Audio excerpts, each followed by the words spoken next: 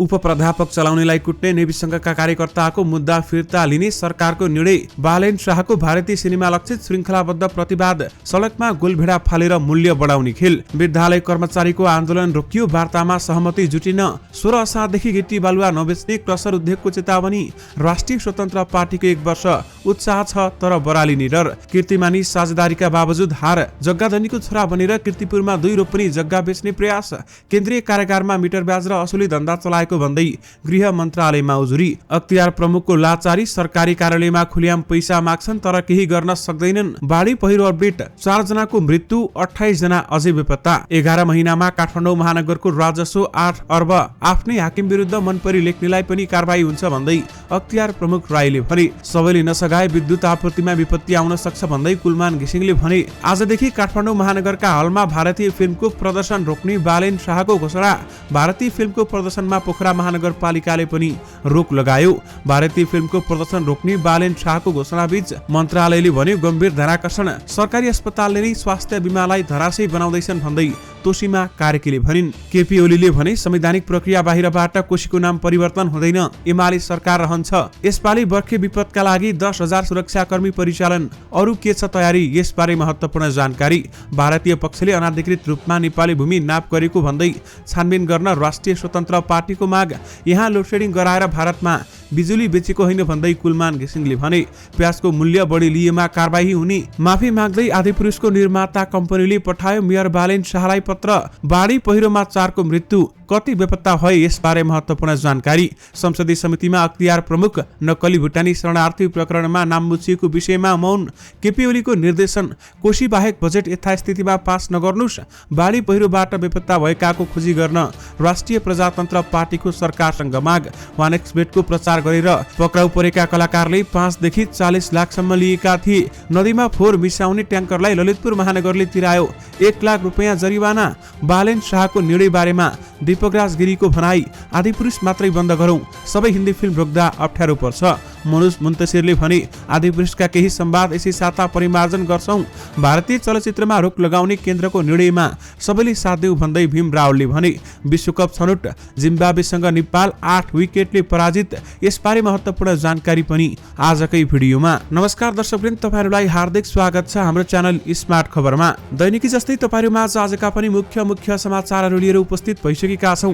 हाम्रो मेहनतका लागि तपाईहरुले यो भिडियोलाई एउटा सानो लाइक गरी सक्दो शेयर गर्न पनि नबिर्सनुहोला।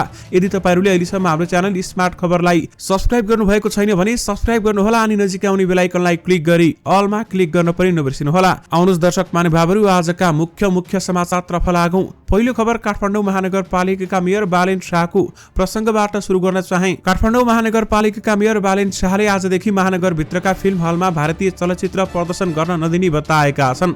आदिपुरुष नामक हिन्दी चलचित्रमा रहेको जानकी भारतीय छोरी हुन् भन्ने संवाद हटाउन 3 दिन समय दिँदा पनि नहटाएको भन्दै बालेनले उक्त संवाद नहटाएसम्म आजदेखि भारतीय चलचित्र चल्न नदिने बताएका हुन्। उनले फेसबुकमा लेखेका छन्, काठमाडौँ महानगरपालिका क्षेत्रभित्र उक्त राष्ट्रहित विपरीतको चलचित्र प्रदर्शनलाई निषेध गरेर मात्र देशभित्रका अन्य क्षेत्र र विदेशमा सो चलचित्र प्रदर्शन हुन दिने हो भने त्यसले भ्रामक तथ्य स्थापित गर्ने भएकाले उक्त चलचित्रबाट आपत्तिजनक अंश नहटाएसम्म काठमाडौँ महानगरमा कुनै पनि भारतीय चलचित्र प्रदर्शन गर्न आजदेखि निषेध गरिएको छ भन्दै उहाँले लेख्नु भएको छ। बालेनको सचिवालयका अनुसार नगर प्रहरी मार्फत हल सञ्चालकहरूलाई भारतीय फिल्मको प्रदर्शन रोक्न निर्देशन दिएको छ। मेयर शाहको निर्देशनपछि नगर प्रहरीले आइतबार बेलुकासम्म सबै हलमा पुगेर भारतीय फिल्म नचलाउन निर्देशन पनि दिइसकेको छ।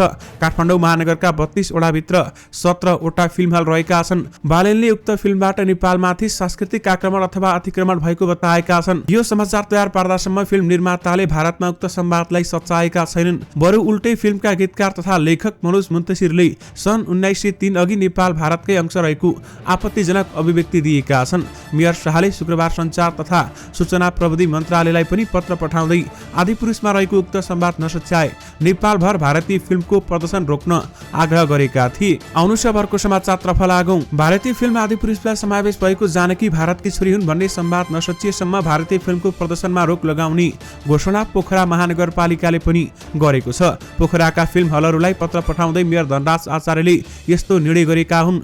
स्थानीय श्रीकृष्ण र विन्ध्यवासिनी हल, सिनेप्लेक्स र मिड टाउन हललाई पनि पत्र पठाइएको छ। भारतीय फिल्मको प्रदर्शनमा पोखरा महानगरपालिकाले पनि रोक लगाएको छ। आउनुस् अब अर्को समाचारतर्फ लागौं। दर्शक महानुभावहरू, मन्त्रालयले पनि आदिपुरुष फिल्म बारेमा गम्भीर ध्यानाकर्षण भएको बताएको छ। भारतीय फिल्म आदिपुरुषलाई लिएर भइरहेको विवादमा सरकारले पहिलो पटक औपचारिक प्रतिक्रिया दिएको छ। सञ्चार तथा सूचना प्रविधि मन्त्रालयले आइतबार वक्तव्य जारी गर्दै सेन्सर पास भइसकेको फिल्मलाई लिएर सञ्चार माध्यम र सरकारवाला निकायबाट जनाइएका आपत्तिको विषयमा गम्भीर ध्यानाकर्षण भएको जनाएको छ।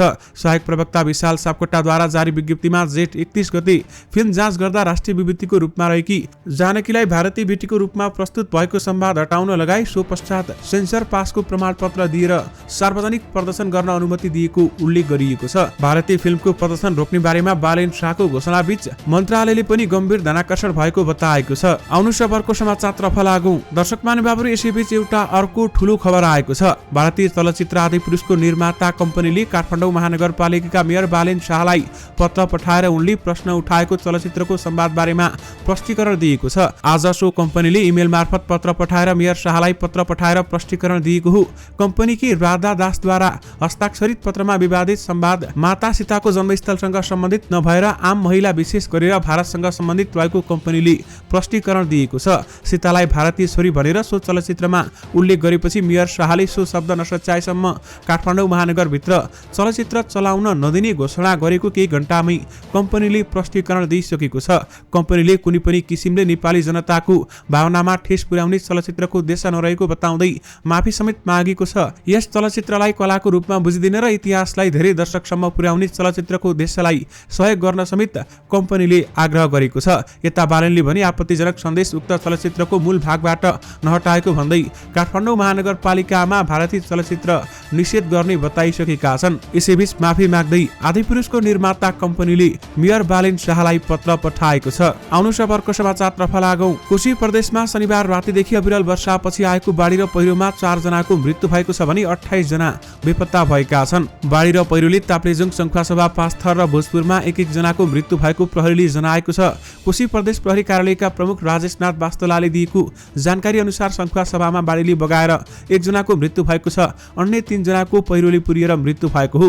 मृत्यु हुनेमा सिंहदेवा गाउँपालिका 6 का 30 वर्षीय गणेश तामाङ, सङ्खुवासभाको 5 खपन गाउँपालिका 9 का 26 वर्षीय सन्तोष राई, भोजपुरको ट्याङ्की मयू 8 का 25 वर्षीय मनदीप राई छन्। पाँचथरको खालेलुङ 4 का 8 वर्षीय जुना साउदेको भने खोलाले बगाएर मृत्यु भएको प्रहरीले जनाएको छ। बाढी पहिरोका कारण 28 जना बेपत्ता रहेका छन्, जसमा 25 जना पुरुष र 3 जना महिला छन्। 4 जना घाइतेको उद्धार भएको छ, जसमा 2 महिला र 2 पुरुष रहेका छन्। सबैभन्दा धेरै सङ्खुवासभामा मात्रै 20 जना बेपत्ता भएका छन्। आउनुस् अब अर्को समाचारतर्फ लागौं। वाणिज्य आपूर्ति तथा उपभोक्ता हित संरक्षण विभागले व्यापारीले प्याजको मूल्य बढी लिए कारबाही हुने बताएको छ। आज एक सूचना जारी गर्दै विभागले प्याजको मूल्य बढाई कारबाही हुने बताएको।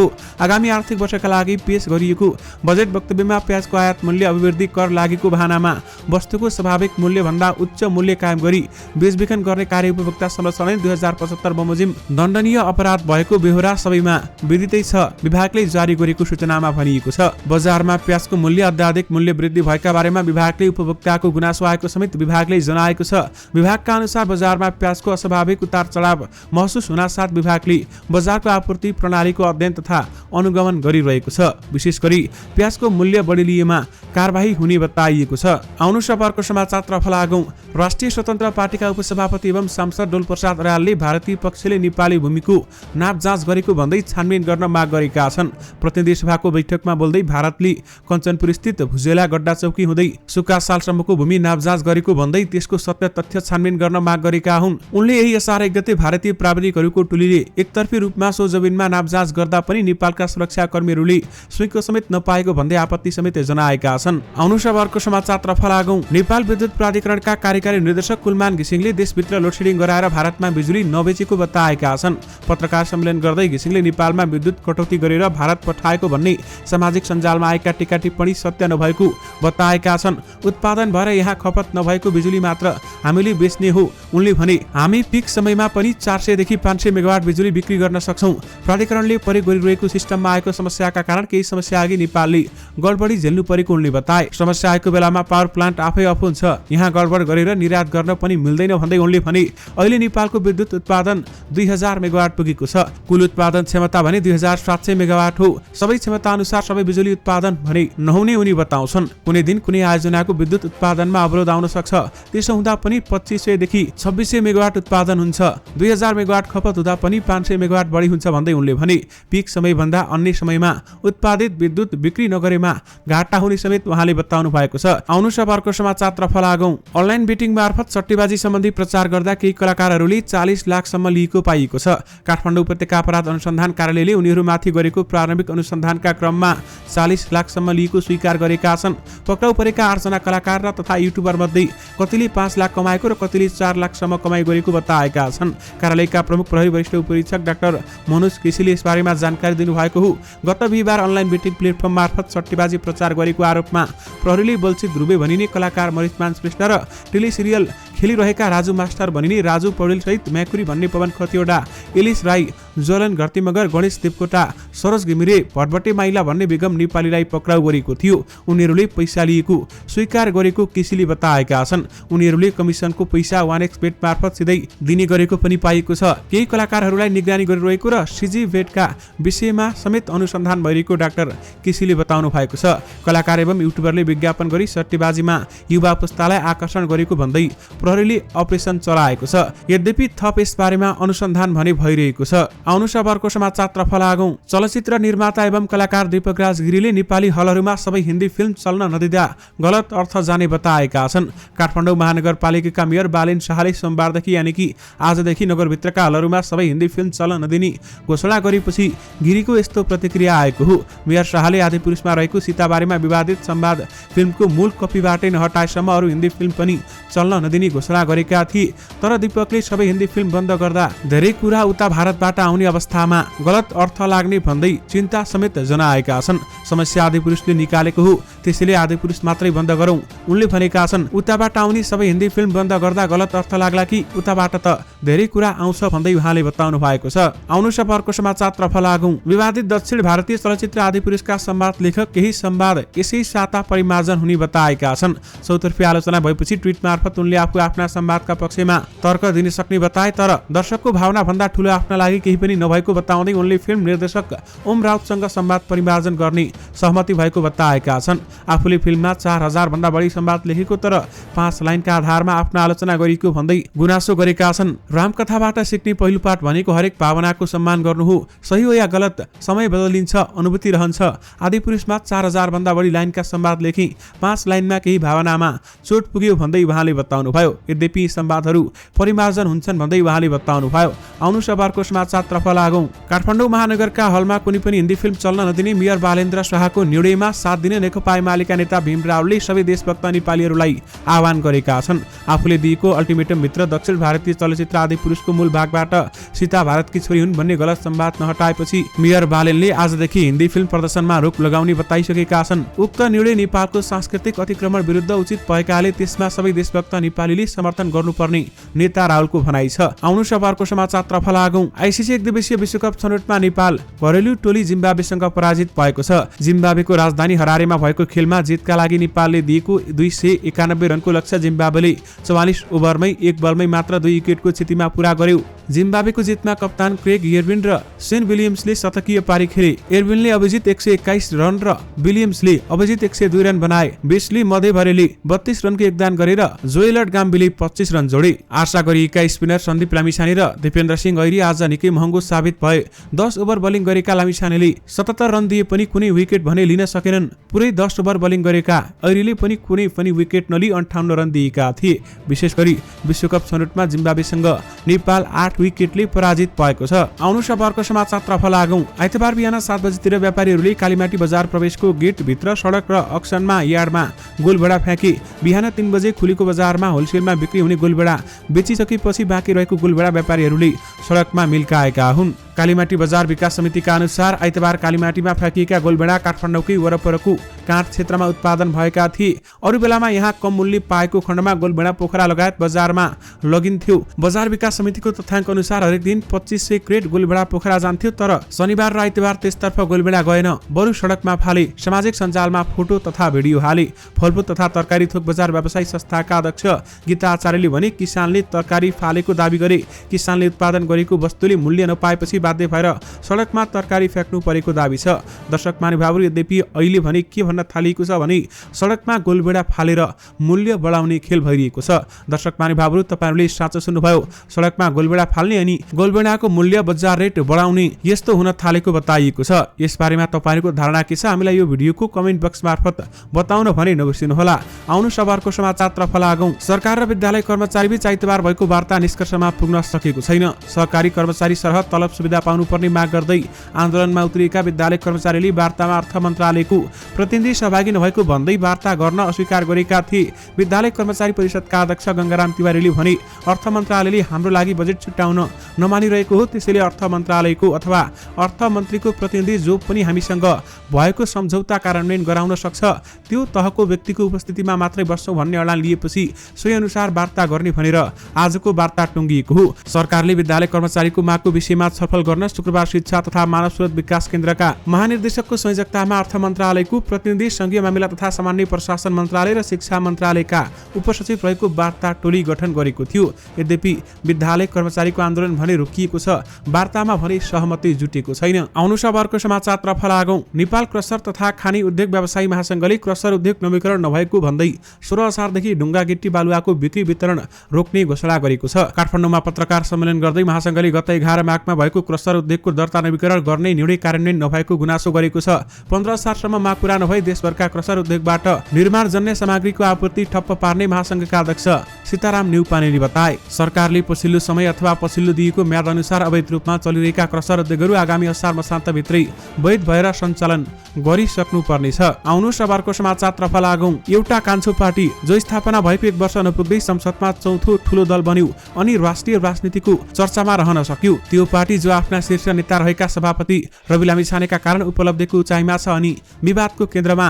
अर्को शब्दमा भन्ने हो भने राष्ट्रिय स्वतन्त्र पार्टी रासपाका बितेको वर्षका 12 महिना राजनीतिक रूपमा विवाद, सैद्धान्तिक रूपमा अलमल पनि अनि भविष्यका हिसाबले अनिश्चय हुने संकेत पनि गुज्रिएका छन्। सुरुवाती उत्साह उल्लेखनीय रहे पनि राजनीतिक सैद्धान्तिक सवाल अनि आम मुद्दालाई विश्लेषण गर्ने मामिलामा बरालिन सक्ने भए देख्छन् पार्टीभित्रका सरकारवालाहरू। रासपाको 1 वर्ष उत्साह छ तर बरालिने डर पनि उत्तिकै रहेको छ। आउनु सबरको समाचारतर्फ लागौं। काठमाडौँ महानगरपालिकाले चालु आर्थिक वर्षको 11 महिनामा 8 अर्ब राजस्व सङ्कलन गरेको छ। आन्तरिक आय, राजस्व बाँडफाँड र आन्तरिक अनुदान गरी आर्थिक वर्ष 2079-80 को 11 महिनामा 8 अर्ब 29 करोड 95 लाख 59,278 राजस्व सङ्कलन गरेको छ।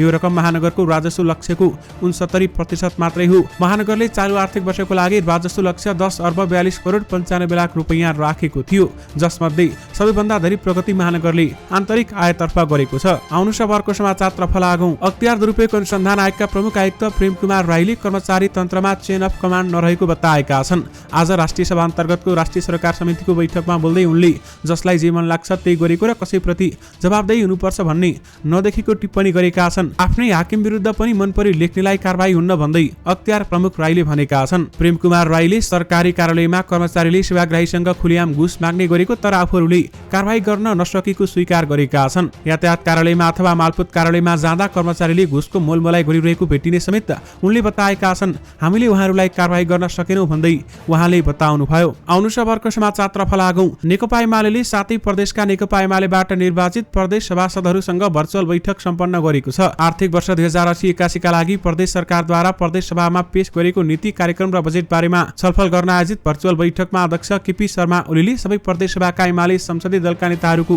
प्रस्तुति सुनेका थिए। बैठकलाई निर्देशनात्मक सम्बोधन गर्दै अध्यक्ष ओलीले देशको बजेट, सरकार सञ्चालन, भौतिक पूर्वाधार विकास र सामाजिक सेवालाई केन्द्रमा राखेर बस्नुपर्ने भए पनि सरकारमा रहेका मानिसहरूको स्वार्थ प्रेरित बनाइएकोमा आपत्ति प्रकट गरेका छन्। केपी ओलीले निर्देशन दिँदै भनेका छन्, कोशी बाहेकको बजेट यथास्थितिमा पास नगर्नुस्। आउनुहोस् अब अर्को समाचारतर्फ लागौं। राष्ट्रिय प्रजातन्त्र पार्टी राप्रपाले पूर्वी नेपालमा बाढी पहिरोबाट बेपत्ता भएकाको खोजीका लागि पहल गर्न र प्रभावित परिवारको उद्धार गरी राहत प्रदान गर्न सरकारसँग माग गरेको छ। आज बसेको केन्द्रीय पदाधिकारी बैठकले पार्टीका कार्यकर्ताहरूलाई विपदमा उद्धार कार्यमा सहयोग गर्न अपील गरेको छ। यस्तै बैठकले विद्यालयका कर्मचारीको माग सम्बोधन गर्न सरकारको ध्यानाकर्षण गराएको छ। राप्रपाले विद्यालय कर्मचारीको आन्दोलनप्रति दमनको नीति नअपनाउन र विद्यालय सुचारू गर्न सरकारसँग माग गरेको छ। आउनुहोस् अब अर्को समाचारतर्फ लागौं। ललितपुर महानगरपालिकाले नदीमा फोहोर मिसाउने 2वटा ट्याङ्करलाई 1 लाख रुपैयाँ जरिवाना तिराएको छ। महानगरले अन्य ठाउँबाट सेप्टिक ट्याङ्कीको फोहोर ल्याएर नदीमा दिशाजन्य फोहोर फाल्ने 2वटा ट्याङ्करलाई 50,000 का दरले जरिवाना गरेको नगर प्रहरी प्रमुख सीताराम हातछेथुले जानकारी दिनुभयो। उनीहरूले विभिन्न ठाउँमा सेप्टी ट्याङ्कीको फोहोर ल्याएर च्यासल नजिक जग्गामा फोहोर फाल्न मिल्ने संरचना बनाएका थिए, जसको निकासा खोलामा गरिएको थियो। त्यसकारण नदीमा फोहोर मिसाउने ट्याङ्करलाई ललितपुर महानगरले 1 लाख जरिवाना तिराएको छ। आउनुहोस् अब अर्को समाचारतर्फ लागौं। त्रिभुवन विश्वविद्यालय परिसरमा उपप्राध्यापक प्रेम चलाउने माथि भएको आक्रमणमा संलग्न नेवी संघका कार्यकर्ताको मुद्दा फिर्ता लिने सरकारले निर्णय गरेको छ। अघिल्लो सरकारका पालामा तत्कालीन महानिरीक्षक खम्बबहादुर खातीले मुद्दा फिर्ता हुँदा फरक नपर्ने र कानुनको प्रतिकूल नहुने भन्दै राय दिएका थिए। त्यही रायको आधारमा अघि बढेको फाइल बालकृष्ण गृहमन्त्री हुँदा अथवा निर्णय भएर कानुन मन्त्रालयमा थन्किएको थियो। यद्यपि उपप्राध्यापक चलाउनेलाई कुट्ने नेवी संघका कार्यकर्ताको मुद्दा सरकारले फिर्ता लिने निर्णय गरेको छ। आउनुहोस् अब अर्को समाचारतर्फ लागौं। जग्गाधनीको नक्कली मृत्यु दर्ता प्रमाणपत्र र नाता प्रमाणित कागजात बनाएर कीर्तिपुरमा 2 रोपनी जग्गा हडप्ने प्रयास भएको छ। साङ्जाकी उमादेवी गुरुङको नक्कली मृत्यु दर्ता र नाता प्रमाणित प्रमाणपत्र बनाएर जग्गा हडप्ने प्रयास भएको हो। 26 भदौ 2074 मा मृत्यु भएको गुरुङको आफ्नो आमा भएको कागजात बनाएर मकवानपुरका 44 वर्षीय सतराज गुरुङले जग्गा हडप्ने प्रयास गरेको भिडियोको उपत्यका अपराध अनुसन्धान कार्यालय बानेश्वरका एसएसपी डाक्टर मनोज केसीले बताउनु भएको छ। उनी नक्कली छोराको रूपमा अथवा नक्कली छोरा हुनुको लागि प्रमाण जुटाएका थिए। आउनुहोस् अब अर्को समाचारतर्फ लागौं। सुन्दरा स्थित केन्द्रीय कारागार विकृतिको अखडा बनेको भन्दै अनुसन्धानको मागसहित गृह मन्त्रालयमा उजुरी परेको छ। कारागारभित्र केही कैदीबन्दीहरूले मिटर ब्याजको धन्दा चलाउनेदेखि जेल सरुवा गरिदिने धम्की दिएर रकम वसुली गरेको दाबीसहित मन्त्रालयमा उजुरी परेको छ। आउनुहोस् अब अर्को समाचारतर्फ लागौं। राष्ट्रिय स्वतन्त्र पार्टीकी सांसद डाक्टर तोसीमा कार्कीले स्वास्थ्य बीमा कार्यक्रमलाई धराशयी बनाउन सरकारी संस्थाले नीतिगत रूपमै ठगी गर्दै आएको बताएकी छन्। प्रतिनिधि सभामा बोल्दै सांसद कार्कीले शहीद धर्मभक्त मानव प्रत्यारोपण केन्द्रले डायलाइसिस गराइरहेका बिरामी अथवा बिमितसँग अत्याधिक रकम असुल गरेको आरोप लगाएकी छन्। आउनुहोस् अब अर्को समाचारतर्फ लागौं। यसपालि मनसुनको आरम्भमै बाढी पहिरोले पिरोल्न थालिसकेको छ। आइतबार बिहानै 5 थरको फिल्म नगरपालिका र इलिहाङ गाउँपालिकाको सीमा भई बग्ने हेवा खोलामा आएको बाढीले जनधनको ठूलो क्षति पुर्याएको छ र साथमा यसपालि बर्खे विपदका लागि 10,000 सुरक्षाकर्मी परिचालन गरिएको छ। आउनुहोस् अब अर्को समाचारतर्फ लागौं। नेपाल विद्युत प्राधिकरणले निर्माण भइरहेका प्रसारण लाइन अथवा पूर्वाधार आयोजनाहरू सम्पन्न गर्न दिने गरी सबै पक्षले नसघाए अर्को बिजुली आपूर्तिमा विपत्ति आउन सक्ने बताएको छ। आइतबार प्राधिकरणको केन्द्रीय कार्यालय रत्न पार्कमा पत्रकार सम्मेलन गर्दै कुलमान घिसिङले यस्तो बताउनु भएको, स्थानीयहरू सम्मले अवरोध गर्दा आपूर्ति व्यवस्थापन नै जटिल बन्दै गएको बताएका छन् र यसकारण अर्को वर्ष विद्युत आपूर्ति प्रणालीमा डिजास्टर आउन सक्ने उनको चेतावनी रहेको छ। दर्शक महानुभावहरू, यो सँगै तपाईँहरूमा आजका सबै मुख्य समाचारहरू राखिसकेका छौँ। फेरि पनि तपाईँहरूमा नयाँ मुख्य समाचारहरूको साथमा उपस्थित हुने नै छौँ। अहिलेलाई भने मलाई बिदा दिनुहोस्। नमस्कार।